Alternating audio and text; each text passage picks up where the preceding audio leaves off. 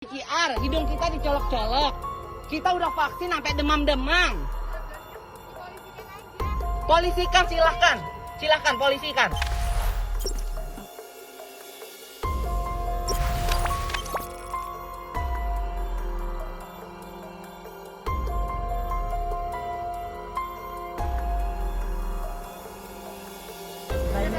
Ini katanya baru, katanya orang dari luar negeri semuanya yang habis kuarantain lolos semuanya, lolos. Ini biar follower saya yang banyak, semuanya biar nonton semua.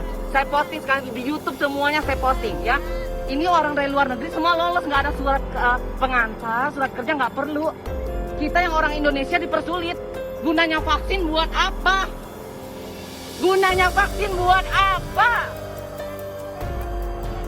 Gunanya vaksin buat apa?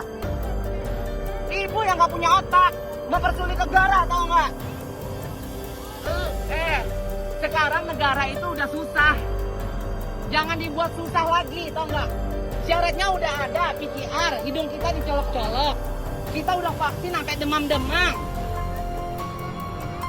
Polisikan silahkan, silahkan polisikan. Nih, sekalian ya, saya dari